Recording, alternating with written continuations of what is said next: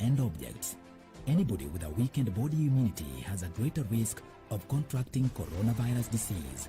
People living with pre-existing medical conditions such as HIV, cancer, TB, diabetes, among others, must adhere to their treatment to strengthen immunity and therefore should ensure they have a constant supply of necessary medicines. Contact your clinic or health facility for information on how to access treatment. Help others within your network to access adequate supply of essential medicines. Ensure that you remain connected with your local networks for any support and follow the medical guidelines provided by your health facility to prevent coronavirus. Remember to stay updated with information on coronavirus using only trusted reliable channels. For more information on COVID-19, call 719 or dial *719#. COVID-19 is preventable.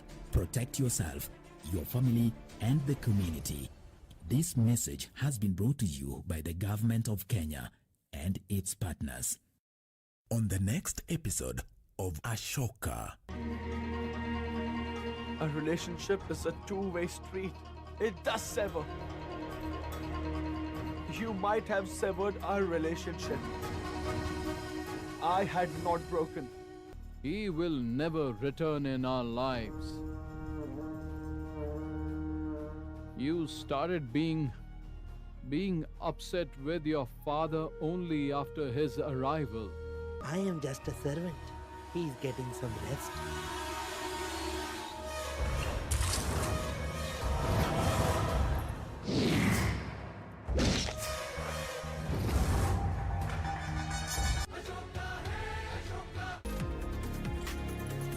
Did you know life is uncertain?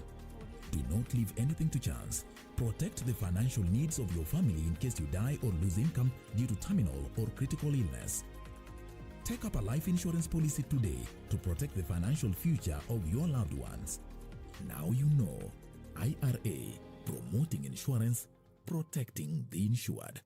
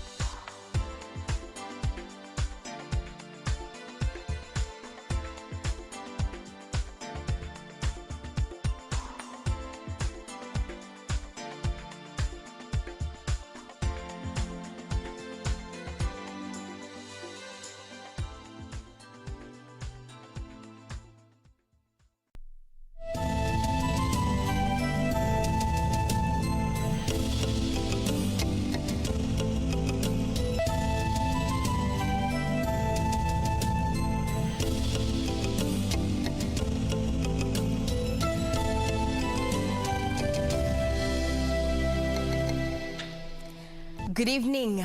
Welcome to Channel 1 News Hour.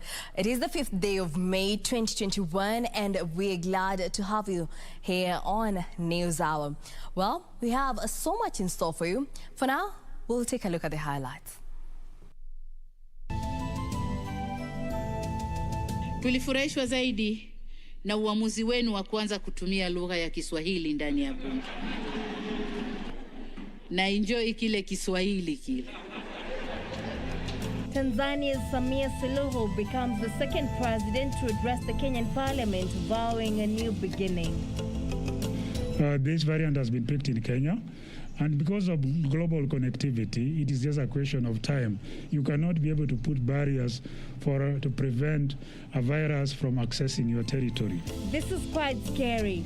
Kenya confirms the presence of the deadly Indian COVID variant in Kisumu. The Commission has today recommended for appointment Honorable Mr. Justice Ouko William Okello, CBS EBS, President of the Court of Appeal, as Judge of the Supreme Court of Kenya, and has submitted his name to His Excellency the President for appointment. And second time lucky, JSC picks Justice William Ouko for Supreme Court Judge a week after he missed the CJ seat.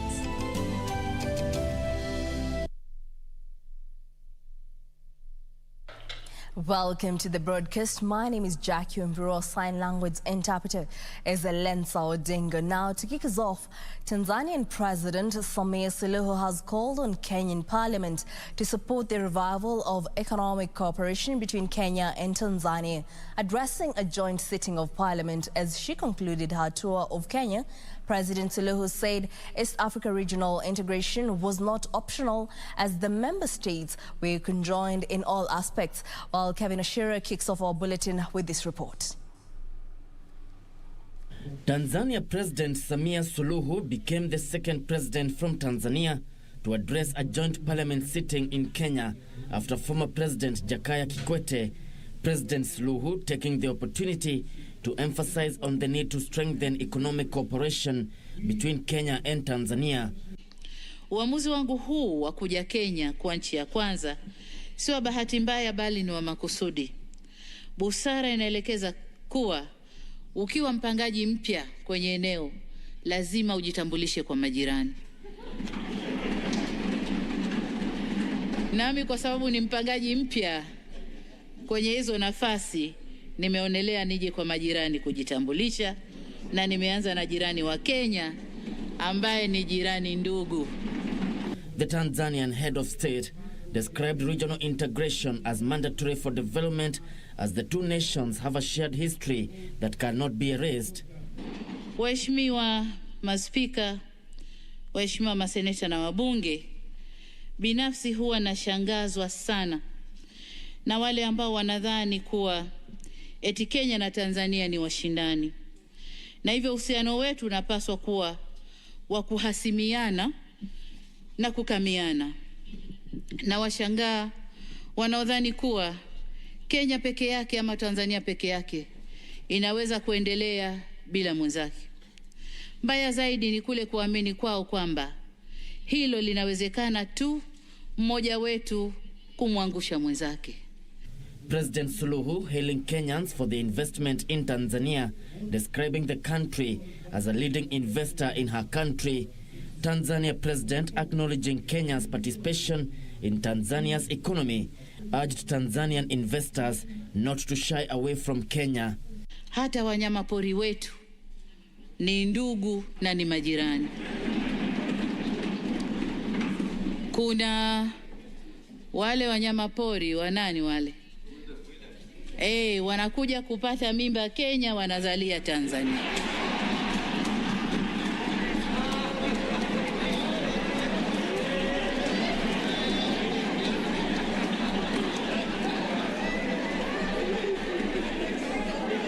Sasa ingekuwa wanyama wana uraia, wangekuwa raia wa wapi? Kwangu mimi na katika awamu yangu ya uongozi, nitahakikisha kuwa Kenya inabaki kuwa ndugu, jirani, mshirika wa mkakati na mbia. Kenya ni nchi ya 5 kwa nchi zinazoongoza kwa uwekezaji nchini Tanzania, na ndio nchi ya kwanza ndani ya Afrika. In her meeting with President Uhuru Kenyatta, President Suluhu told the joint parliament sitting that they resolved to cooperate on infrastructure development, including building a gas pipeline from Dar es Salaam to Mombasa, among others. President Suluhu's address at Parliament now set the ball rolling for both the executive and legislature to look at policies that will reset and revive economic cooperation between Kenya and Tanzania. Reporting from Parliament, I'm Kevin Washira. Well, in other news, 5 cases of the Indian coronavirus variant have been picked in the country, with the government warning that the country could be staring at a possible 4th wave. The Ministry of Health says the 5 are Indian nationals who were working at a fertilizer plant in Kisumu. This coming as 389 new COVID-19 infections were reported out of 4,426 samples, to represent an 11% positivity rate. The Minister of Health has confirmed the presence of the Indian coronavirus variant in the country. Health Acting Director General Dr. Patrick Amoth says that the variant was picked from Indian nationals working at a fertilizer plant in Kisumu last week on Thursday before the ban on flights to the Asian country was imposed. This variant has been picked in Kenya, and because of global connectivity, it is just a question of time. You cannot be able to put barriers to prevent a virus from accessing your territory. So we picked this in a sample of Indian travelers who are doing some work in western part of Kisumu. Dr. Amoth noting that the area had since been ring-fenced in collaboration with public health officials in Kisumu to prevent further spread. We have gone ahead together with the Kisumu County health team to do contact tracing and essentially ring-fence that area, especially for local transmission from these initial primary contacts. Sequencing is ongoing on another 18 Indian nationals who tested positive for COVID-19 at the Jomo Kenyatta International Airport to establish if they are carriers of the variant. We have taken those tests further now to confirm through PCR testing whether they are whether they are indeed positive, and we have also taken those samples for sequencing to our Kemri Wellcome Trust facility in Kilifi, so that we can determine whether this variant from India is present among those samples. The ministry calling on Kenyans to be extra vigilant, with counties being urged to equip themselves for a possible fourth wave. We are on the right path, but we should still not lower our guard. The reason why we need to maintain the public health social measures, because these measures will work even for these variants. The Lord has been merciful. We have this respite period when the numbers are going down.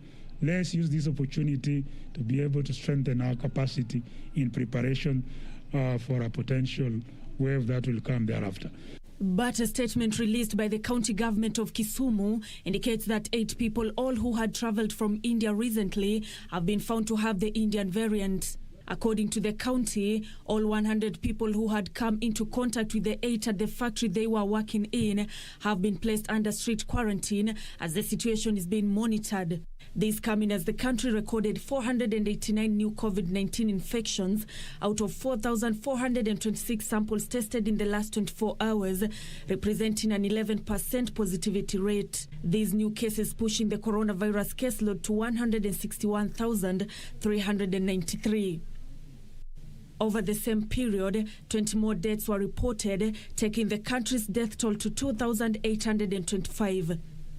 The number of hospital admissions stands at 1,164, with 153 patients at the intensive care unit. Meanwhile, the Ministry of Health has received a donation of 300 nebulizer units from the AstraZeneca company to ease symptoms among asthmatic patients. This as the world marked the Asthma and Hand Washing Day. For mothers to be able to sit on a chair at a little nebulization station where their child can be nebulized, where the child can calm down after they've had what is sometimes quite a harrowing experience when they go through an asthma attack. That is really what sits at the center of what we are doing. Nancy Okware, Channel 1 News. Away from matters like COVID-19, Justice William Oko of the Court of Appeal has been nominated to serve as judge of the Supreme Court. The head of the appellate court beat 6 other candidates to clinch the position left vacant after Justice Jacky Wambiru retired. Consequently, the Judicial Service Commission panel that interviewed the candidates has forwarded the name of Justice Oko to President Uhuru Kenyatta for appointment. After disappointing results where he applied for the position of Chief Justice, William Oko Okello can smile again after the Judicial Service Commission settled on him to replace retired Judge Jacky Wambiru in the Supreme Court bench. After deliberations this afternoon and careful consideration of the performance of the various candidates who were interviewed for the position of Judge of the Supreme Court, the Commission has today recommended for appointment Honorable Mr. Justice William Okello, CBS, EBS, President of the Court of Appeal, as Judge of the Supreme Court of Kenya, and has submitted his name to His Excellency the President for appointment. As all courts were able to... Justice Oko, who was interviewed on Wednesday, beat 6 other applicants 5 of whom are serving judges in the judiciary. Ouko promising to work with colleagues to transform the workings of the Supreme Court, particularly decrying the slow pace of hearing of cases due to the impasse in the appointment of the 40 judges. We must take the blame for the delay in hearing this petition and the appeal. Ouko insisting that the judiciary ought to be among the biggest beneficiaries of budgetary allocations so as to facilitate judiciary's work in dispensing justice. That there are criticisms, some have valid basis, some don't have, some are just generalized, some may be particularized, and that the court needs 10 years later to introspect, to reevaluate its performance going forward. Born in Siaya in 1961, Ouko, who boasts of 34 years' experience in the judiciary, holds a Master's of Arts degree in Criminology and Criminal Justice, Bachelor of Laws degree from the University of Nairobi, and a diploma in legal practice from the Kenya School of Law.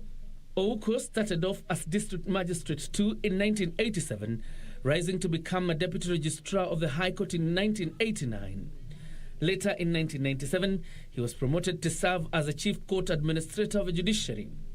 He rose through the ranks, landing an appointment as a High Court Judge in 2004 and later to the Appellate Court in 2012.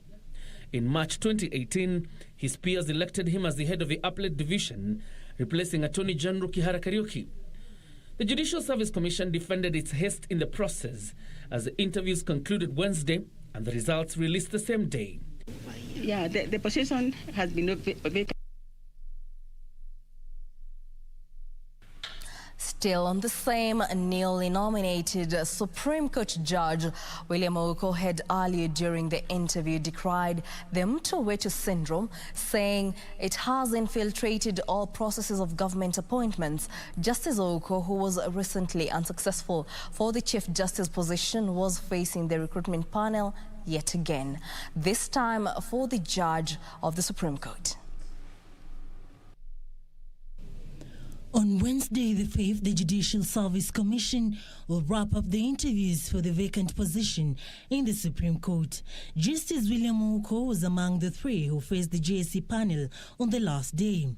The other 2 were Justice Joseph Sergon and Alice Yano. Justice Ouko was appearing for the second time before the Commission, having failed to clinch the Chief Justice position or be questioned on different matters, having been the President of the Appellate Court. On reference to Article 32 on regional balance, Justice Ouko will outright point out what he said was entrenched Mto syndrome. This issue of regional balance that is coming out in everywhere, even in Parliament when they are electing even chairmen. I really don't have a prescription. All I know is that we are very deeply tribal, deeply,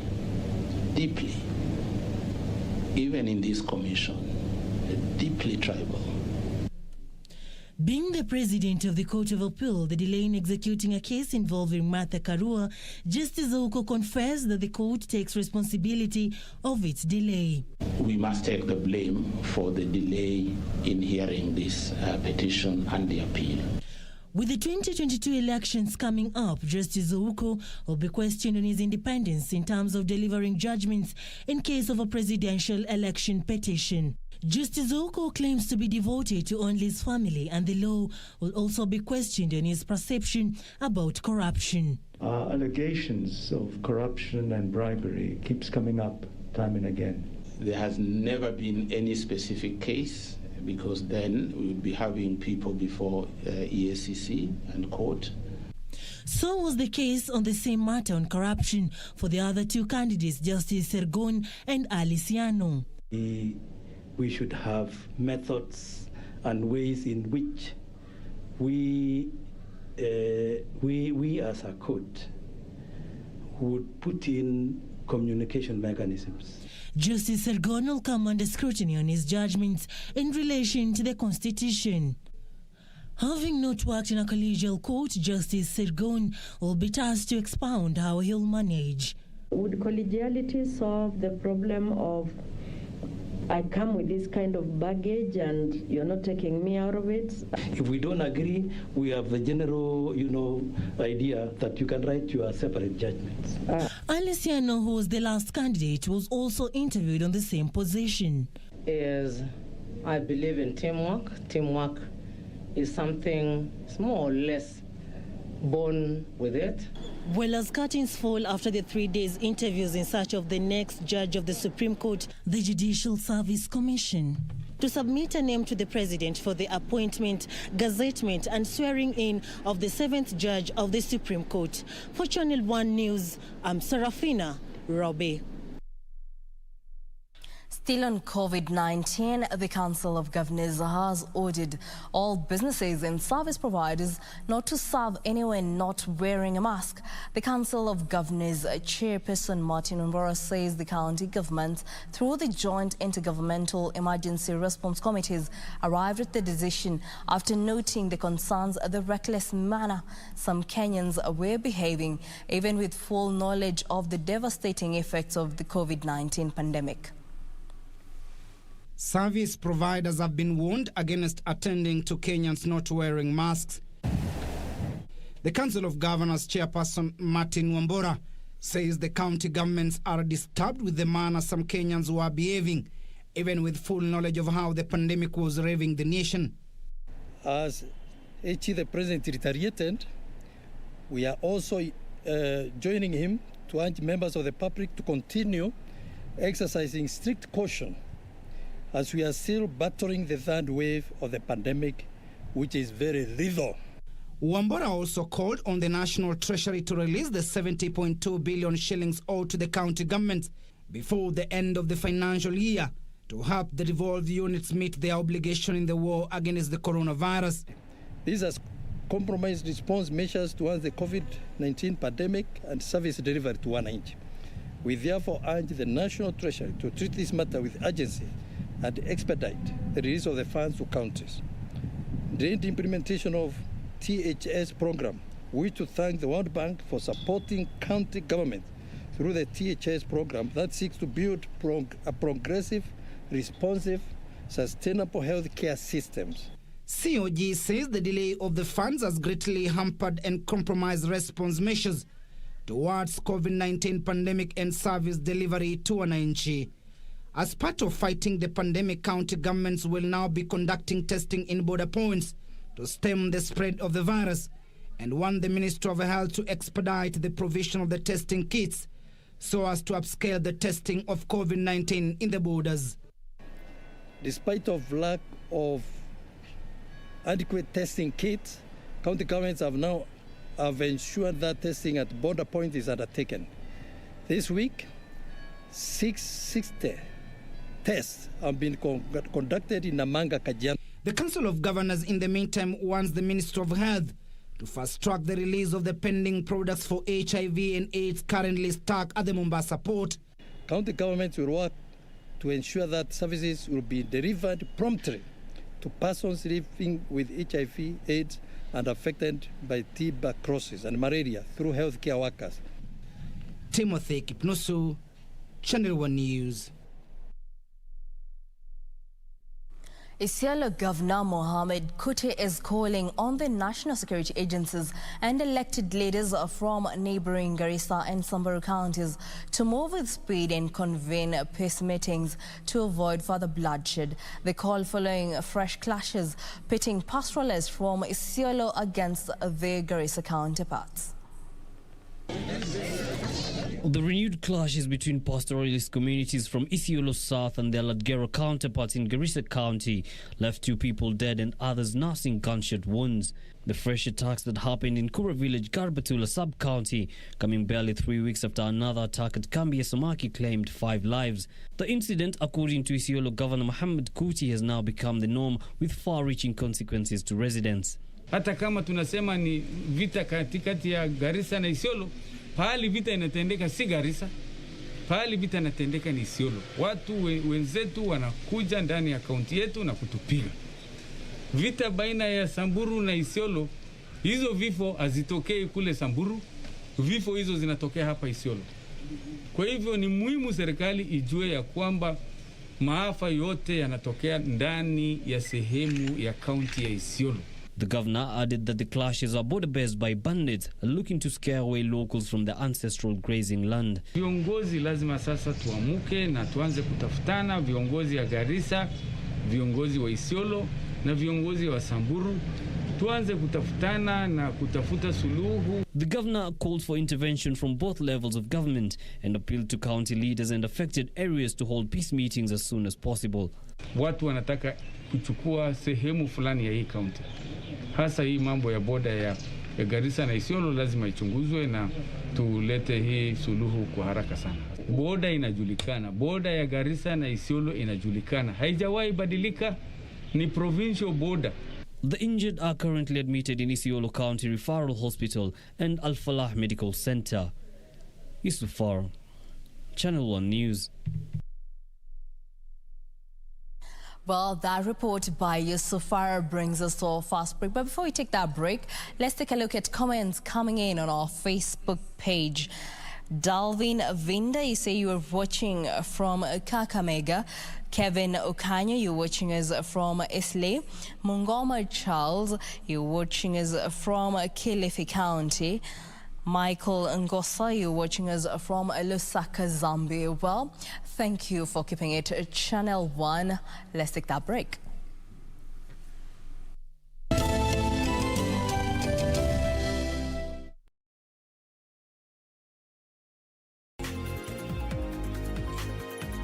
Did you know that a life policy can be used as an investment that provides for future savings paid upon maturity?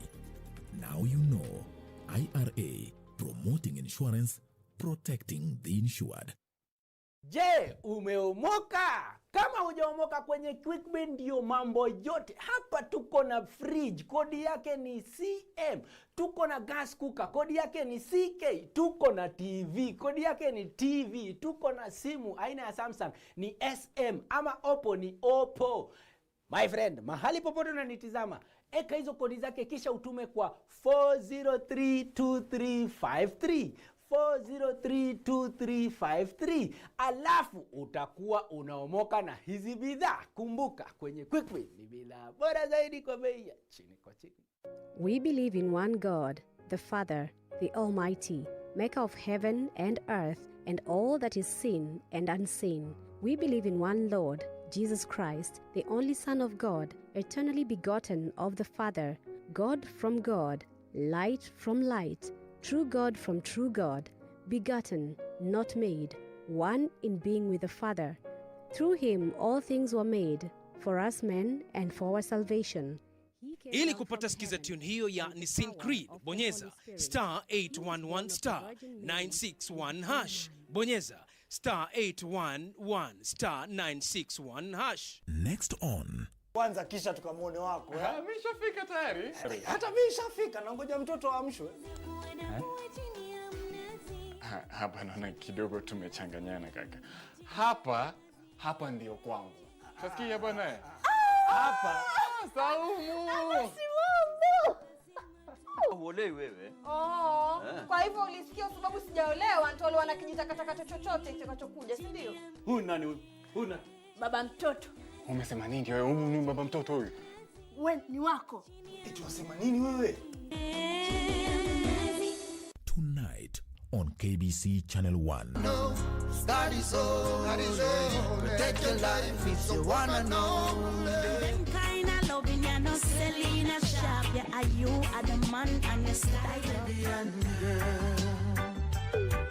And of all the places that I've ever been, you know a lion can't live without a lioness. A fire can't start without a lick. There is no prescription for me. She's the one, the only remedy.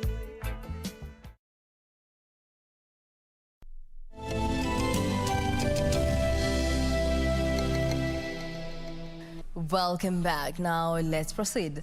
Police in Kisii South have arrested 11 people accused of conducting campaigns for the May 18th Bonchari by-elections for flouting COVID-19 protocols. These and more highlights in our county news briefs. The 11 were arrested after police stormed a private teachers training college, Angelique, in Suneka Township, where 15 members of a campaign committee for a candidate had met and arrested 11 of them. Committee members who had shortly left the venue accused the police of harassment. The People's Democratic Party leader, Omingo Magara, alleged that the move amounted to harassment. Fairness should play out, and the Mama Teresa should get a fair share of expression, and our votes must be counted.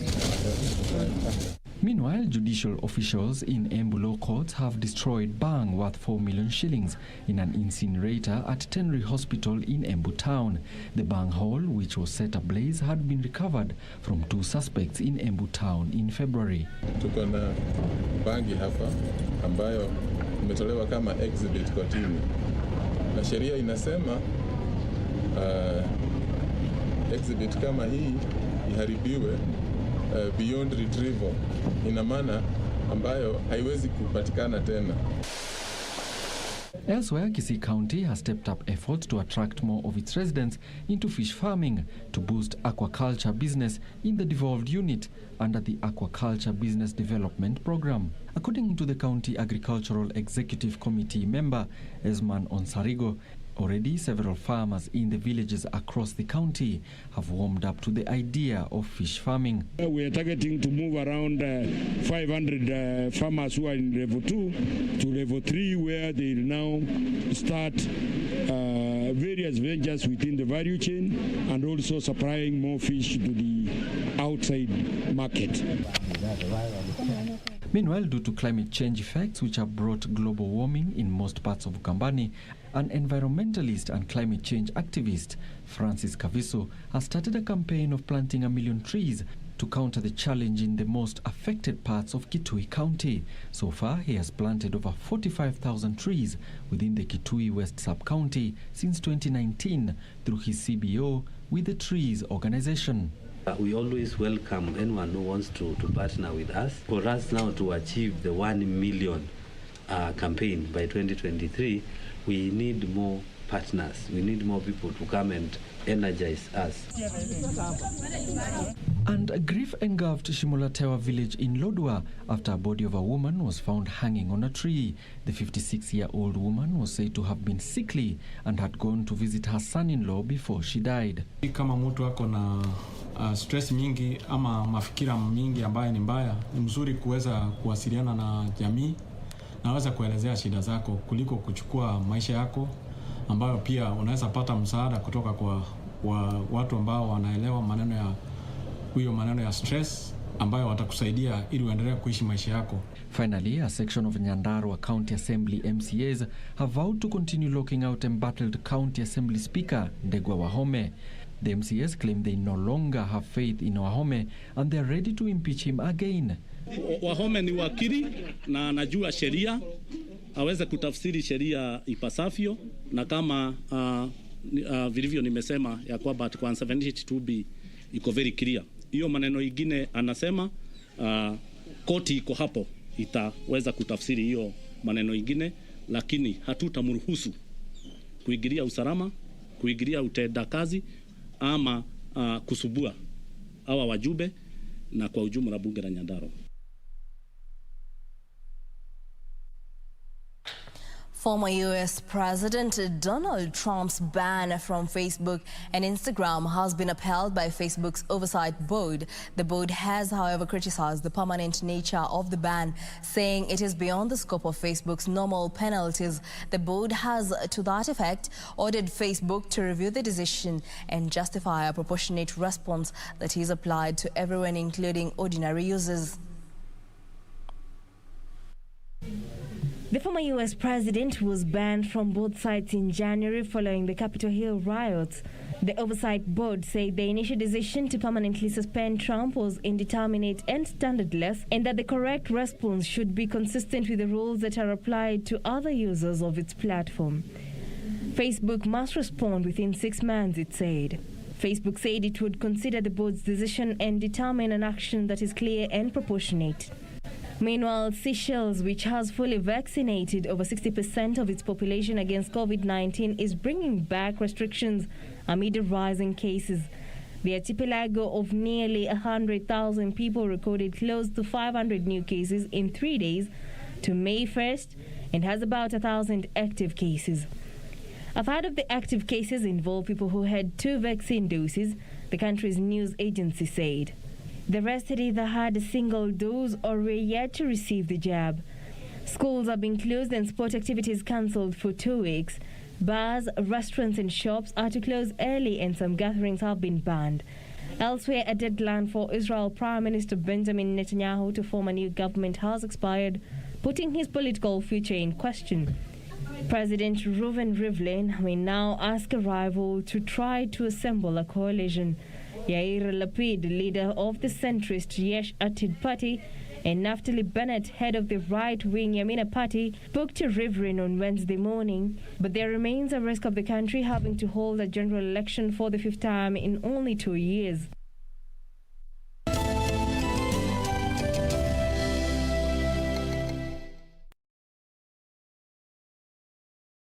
On the next episode, Kenya imepiga hatua kubwa katika kuimarisha mazingira yake ya kufanya biashara kupitia uongozi wa Rais Uhuru Kenyatta. Hii imeongezea idadi ya biashara zinazosajiliwa kila siku na kuunda nafasi zaidi za kazi kwa Wakenya.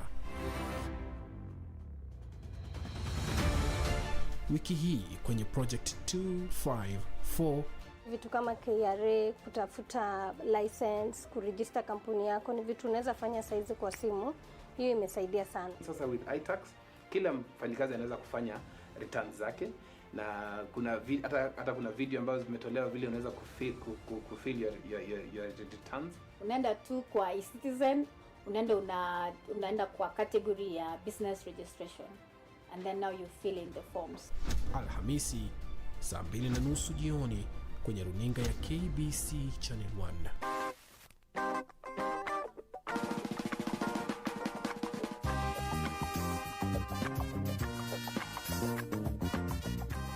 Unichukulie kwa mfano ndani ya matatu.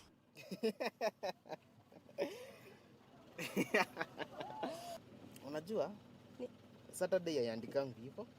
Ni nini wewe? Yaani mtu mzima na miaka zake, hizo miaka zote, mtu ajui kujua kuandika note, note tu peke yake. Kusoma kweli inasaidia. Kijana, nini nakusumbua na mimi? Nauliza, ni ungwana? Don't you dare insult me, okay? Mama Angel, don't you point dare me. Oh, please.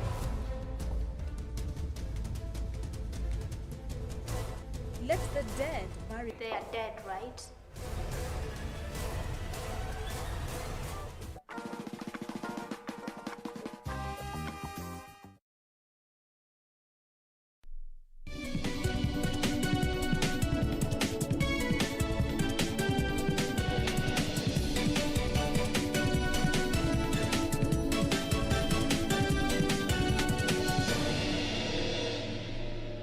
Let's talk business. President Uhuru Kenyatta has cautioned Kenyans and Tanzanians from engaging in unnecessary competition and instead focus on strengthening economies of the two countries. He rooted for collaboration between the business community in the two nations, saying it was key to building a strong regional economy.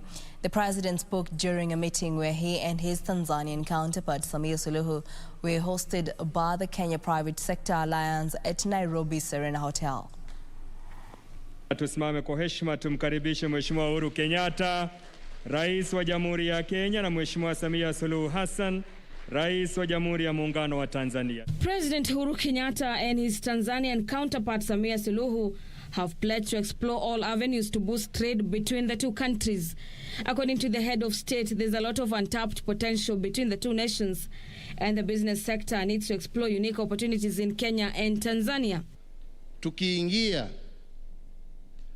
kwa kazi hii kwa njia ya kushirikiana, ushindi utakuwa wa wananchi wa nchi zetu mbili. Vile tulikuwa tunasema hapo awali, Kenya na Tanzania na wananchi wetu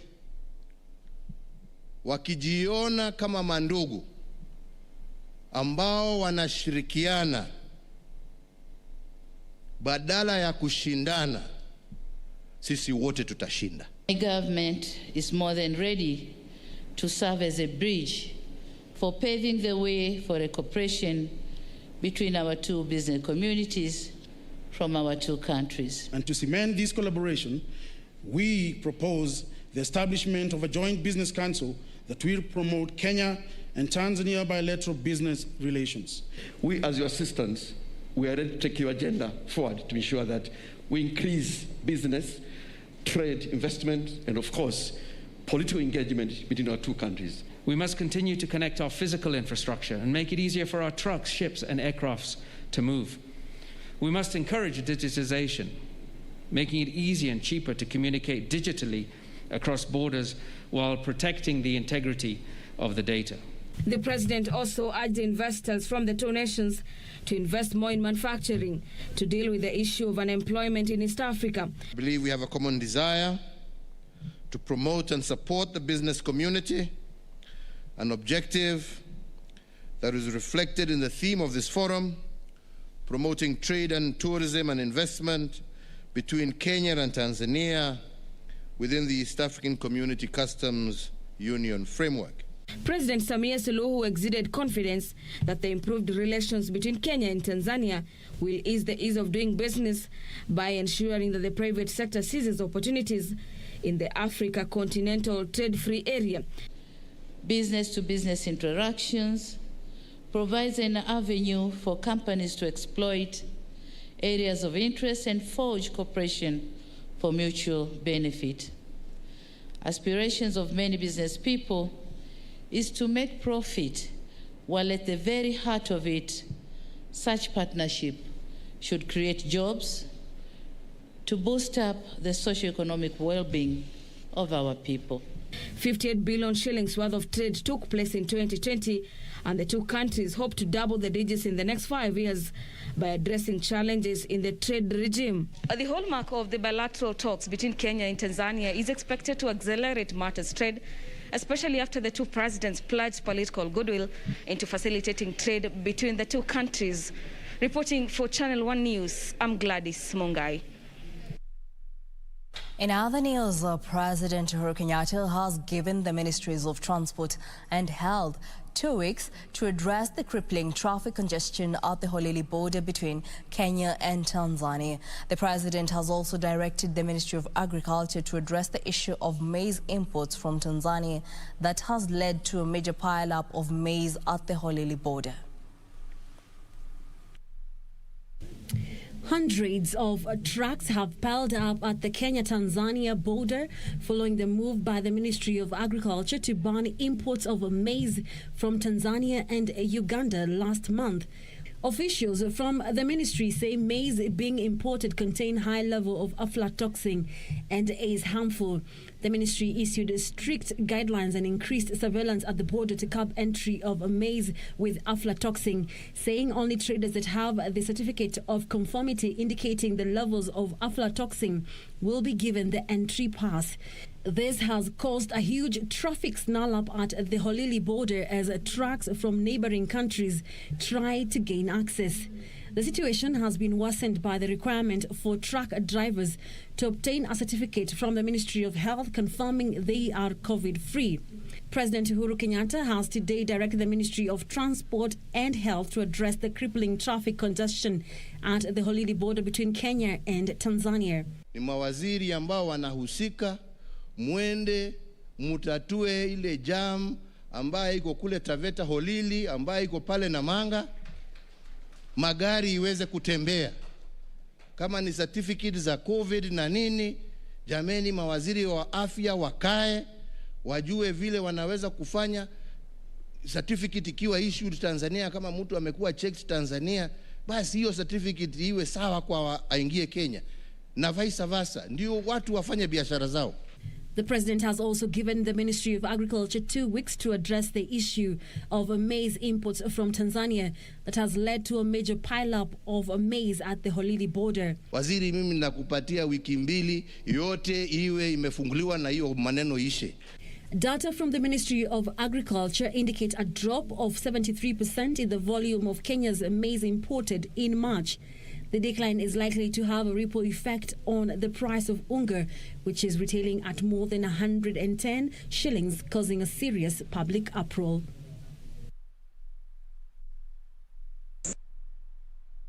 Livestock farmers in West Pokot County are counting losses after over 250 cows died in the last 3 weeks in what the farmers have said was caused by poisonous weed.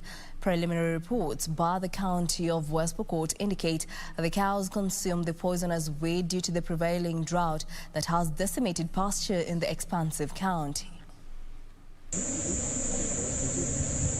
Rotting carcasses of livestock attracting flies in the dusty and cracked earth of West Pokot San. Residents and livestock farmers look on with expressions of defeat and loss at the dissemination of their only source of livelihood.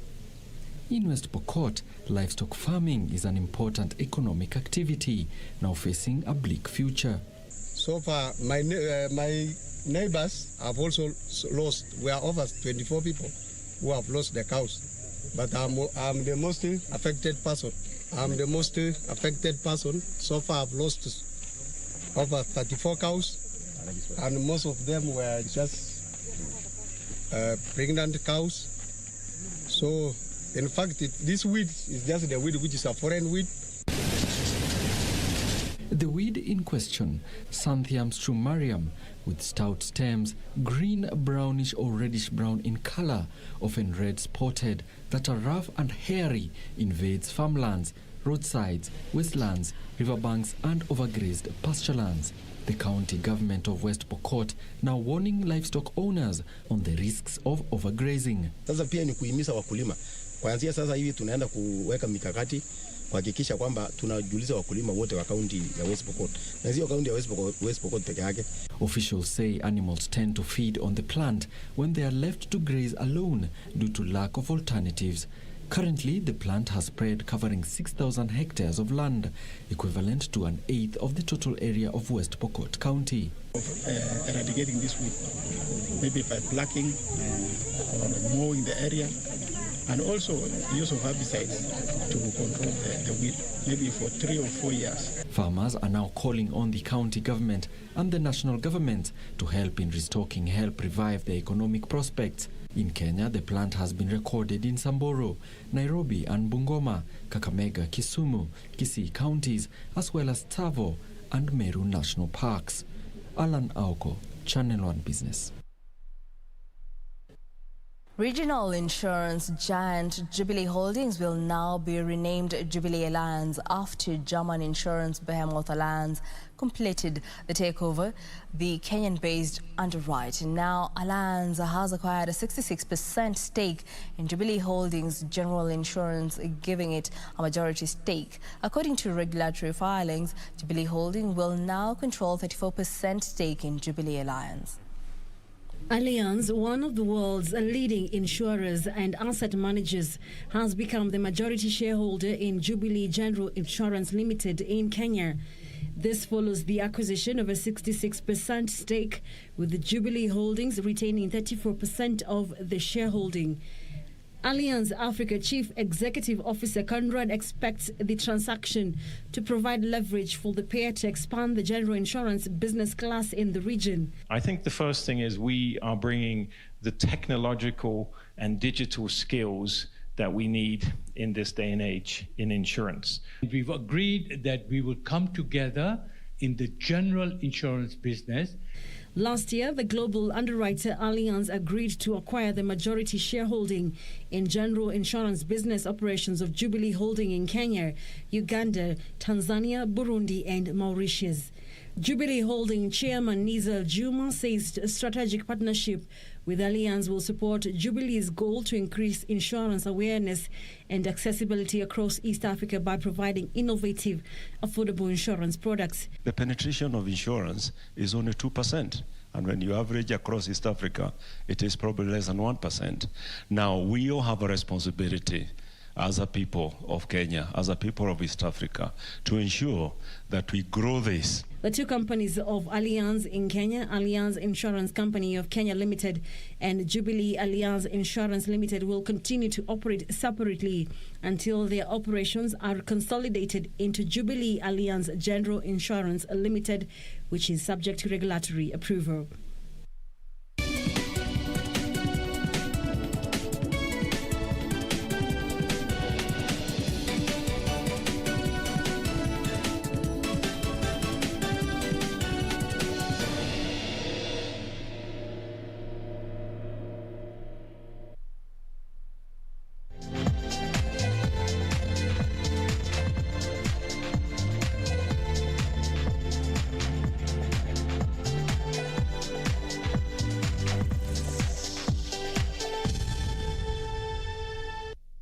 And in the sports world, the Kenya Prison Queens volleyball team, who jetted back to the country on Sunday after registering a third-place finish in the Africa Club Championship held at Tunisia, have received a welcome reception held at the Magereza House. The event was officiated by Interior Cabinet Secretary Fred Matiang'i, who promised to support the team. Kenya Prison's Queens volleyball team, who jetted back into the country on Sunday after an impressive form in the volleyball competitions held at Tunisia, have been hailed for their performance, which saw them securing a third space to receive the bronze medals. Officiating the event at the Magereza House, Interior CS Fred Matiang'i has promised to support the team by building an indoor arena for the volleyball team in Ruiru, which will enable the team, among other teams, in efficient preparations. We will now start next year to build the sports complex, including an indoor facility at Ruiru, where we started. And actually, after we are done with this ceremony, I would like us to have a brief consultation so that we agree when we are going to break ground, because I believe in saying things that happen. Matiang'i has also promised that the government will provide financial support to the team and the other volleyball teams in the country. The team will be expected back to training as soon as possible to continue with their preparation after sporting activities were given the green light to resume competitions. Prayers, they need to be motivated, sir, because when they stay and they stagnate in one of the ranks, sir, their morale normally can get down. Daniel Mwendwa for Channel 1 Sports. The battle for supremacy in the NBA's Eastern Conference continued, with the Milwaukee Bucks beating the Brooklyn for the second time in 3 days to confirm the playoff spots. A 124-118 win over the Nets ensured the Bucks closed in on second place, this being their third successive win, and keeps the three teams in the hunt for the top seed. In the East, Paul George scored 22 points as the Los Angeles Clippers rallied late to defeat the visiting Toronto Raptors 105-100 in LA. Giannis Antetokounmpo was once again in the limelight, bagging a team-high 36 points and 12 rebounds, leading the Milwaukee Bucks to their second win over the Brooklyn Nets in 3 days. Coupled with an overwhelming defensive effort in the fourth quarter, Milwaukee completed the two-game sweep to gain ground in the Eastern Conference chase with Brooklyn. With the win, Milwaukee moved to 1.5 games behind Brooklyn for the number 2 seed in the East and 3 behind top seeds Philadelphia 76ers, who now lead the Nets by 1.5 games. All I care about is that team was able to come out playing hard. Everybody was locked in. Offensively, we took care of the ball. We got clean looks. We tried to make it as hard as possible for them. So I'm happy for that. But for the win or lose, does not mean nothing. Playoffs going to be all different case, you know. So I'm just happy that we're able to build good habits, and that's pretty much it.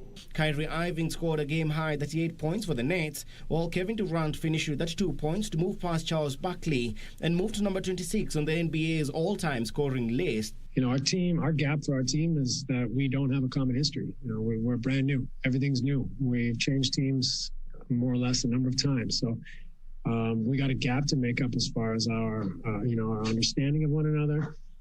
And while we make up that gap, we got to be more physical. We got to win 50-50 balls, and we got to do the dirty work. Elsewhere, Devin Booker's 31 points and Chris Paul's 26 points and 16 assists helped the Phoenix Suns hold off the hosts Cleveland Cavaliers for a 134-118 overtime victory. Their fifth straight win that sees them top the Western Conference. The Utah Jazz are second, with the Los Angeles Clippers are third.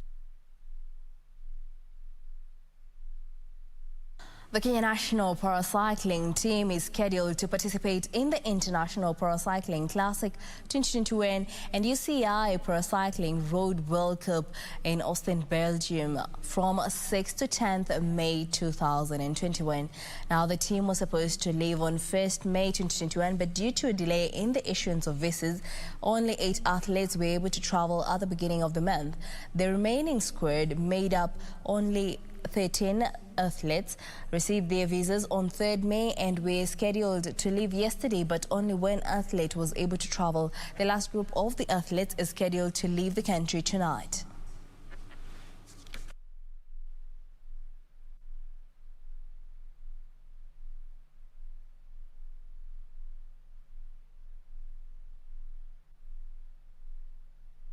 Romain will make an emotional return to the F1 car for the first time since his terrifying accident in the 2020 Bahrain GP in a special test for Mercedes next month. The Frenchman will drive Lewis Hamilton's 2019 title W10 in a full test at the Paul Ricard circuit in his homeland on June 29th. He will also complete demonstration laps in the car 2 days beforehand at the French GP. Grosjean suffered burns to his hand when the Haas car pierced the barriers and burst into flames in the opening lap of last November's Bahrain race, with the injuries ruling him out of the final races in Formula One after 10 years. Grosjean has said that he would ask the round the grid to see if he could have one final outing in a car. I wish that Mercedes boss Toto Wolff quickly said the world champion would fulfill 6 months on, and the Mercedes run is now confirmed. Grosjean continues his racing career in IndyCar, where he scored a 10th place finish on his debut last month.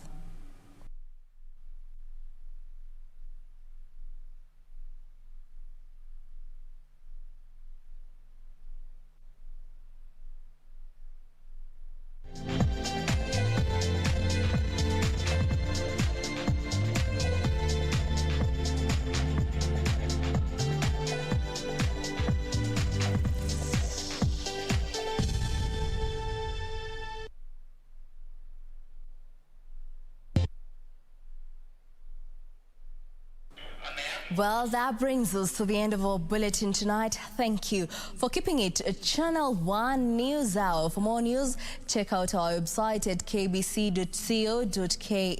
My name is Jacky Wambiru. Our sign language interpreter is Lensao Dingof. Then after this, Yusufara will take us through the weather updates. Then after that, we have the rave coming up. Well, have a good night.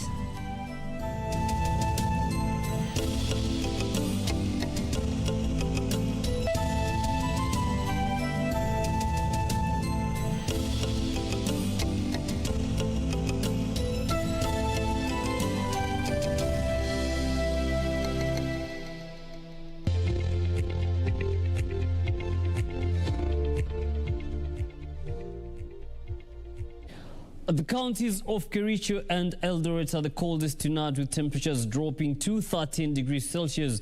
Rainfall is expected to continue in several parts of the country, with strong southeasterly winds of up to 25 knots blowing over the counties of Turkana and at the coastal region. Good evening.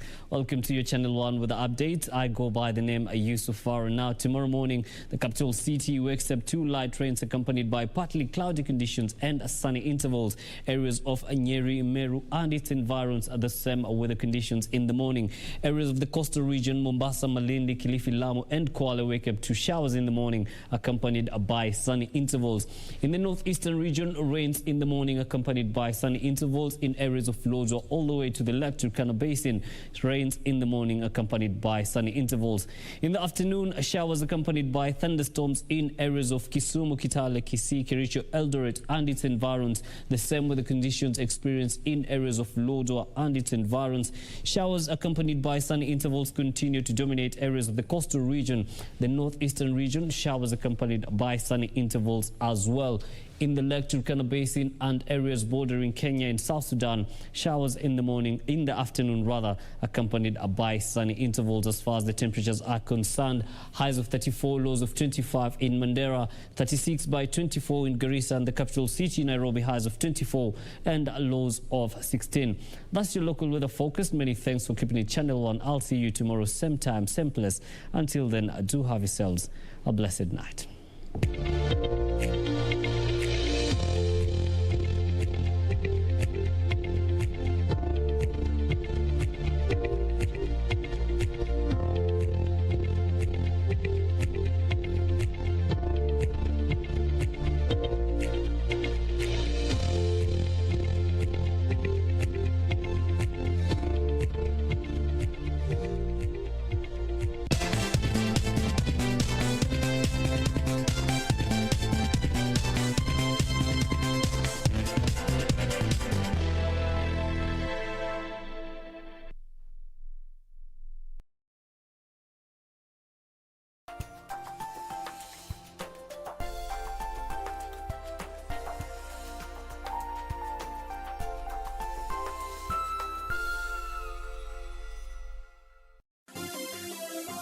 Vera Beauty College.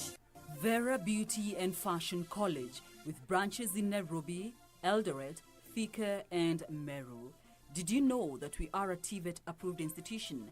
We offer courses in fashion design, interior design and soft furnishing, event decoration, flower arrangement, event planning, hairdressing, barbering and dreadlocks, beauty therapy, makeup, nail technology, spa massage,